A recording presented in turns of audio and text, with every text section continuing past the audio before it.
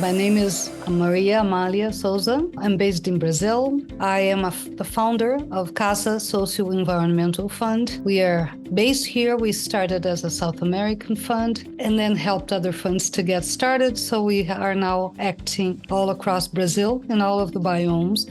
And our main mission is to get resources at scale directly to the hands of the most vulnerable communities that are the main guardians of our main biomes. We had to develop a system backwards to get resources to the hands of groups that never heard philanthropy exists, that have been struggling alone for decades, for millennia, like indigenous peoples, protecting their lands, and thus our important biodiversity alone and with their lives mostly. So when we came together to set up this fund, we didn't come together and say, let's set up a fund, let's find some money, let's then see what we're going to do with it. It was exactly the other way around. We saw what the need was, and we developed a system to respond to the real demands on the ground. What really matters about the money that we raise is that it gets where it needs to go. And so the system is designed to do that. We didn't copy any of the conventional funding structures that exist. Well, mobilizing the resources is always the real challenge, because we mostly have to go out of Brazil or the region to seek for money that we can then put on the ground. We call ourselves bridges and buffers. So we help large donors, large structures, international and national, to complement their funding strategies, because they can get to a certain point, the medium-sized NGOs at most, those that can handle bigger grants, that can write proposals, that can manage even international wires. But the rest of those communities that are the majority, they don't have that capacity yet. So we needed to set up a system that was able to meet them where they are. If they never had any experience with writing a proposal or writing a budget, then we need to make sure they gain those tools. So we set up a system that we actually can make grants to even informal communities, because they can choose a partner that receives the grant for them, and the partner cannot take any percentage because it is a solidarity system, right? But eventually they set up their own systems of nonprofits, community associations, whatever, and they need tools to run that because they need to meet legislation, comply with legislation. And that's also a very big challenge for communities. So we make sure that they know exactly what they need to do to run those organizations. And we are completely available to them. We want to make sure they succeed. So it is a real close relationship, although we make around 500 grants a year. But it is our design that enables us to be embracing of those challenges and funding the solutions that they are proposing, because they're the ones who know what they need.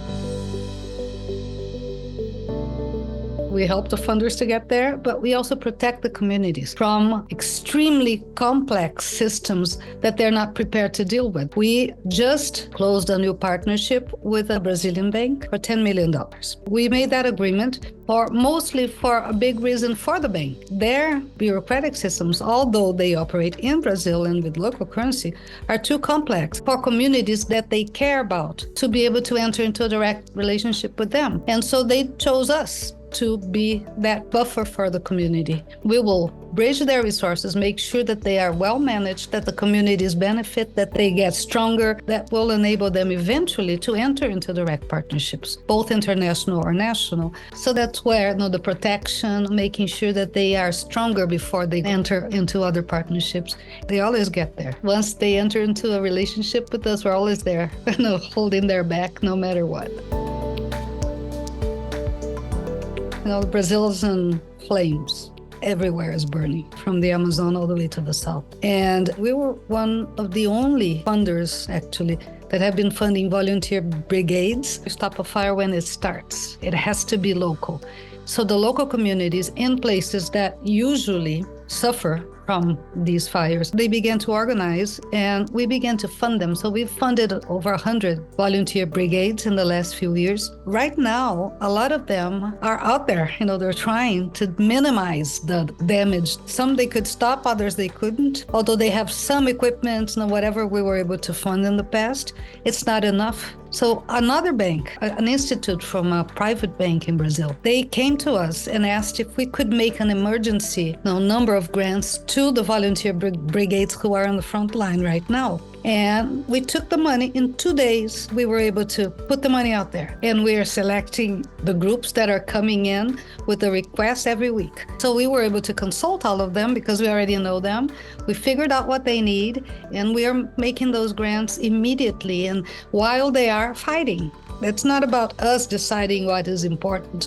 It's like we are the self-financing arm of our own movements. Because we belong to the movements, we belong to the struggle. So we want to make sure that we are as responsive as possible, as quickly as possible to situations that demand response right now. So we call ourselves the self-financing arm of our own movement because we belong to it and we want it to succeed. And to do that, we couldn't come with the conventional mindset. Anybody from the outside was never going to be able to get to the level of access that we have because we are part of it. The closer you are to your community, the more efficient you are as a distributor of resources. The more you understand the dynamics of that community, the better positioned you are to do it. So it's about by strengthening all of these communities that live off the land. And when you say community philanthropy, you understand that it's not a community that needs maybe a school, that needs a garden, that needs water, whatever. It of course benefits individual communities, but it's the combination. That's why we make so many grants. And these communities, they all are dealing with not only the effects of climate change, they understand how these cycles of nature work. 80% of the forests standing on this planet are indigenous lands. That should say everything about their knowledge. It is the communities on the ground that have the answers for humanity's ability to live on this planet right now. And what we do is make sure they have resources to do it better. First of all, if you hear that we make small grants, as psychologically there's something about small that sounds like irrelevant. But the way we do it is exactly the opposite. It is about understanding the system so well that we can actually place resources in a combined way that will change the system to a point of self-protection. We have across the country very sophisticated structures that all could be funded well with more money.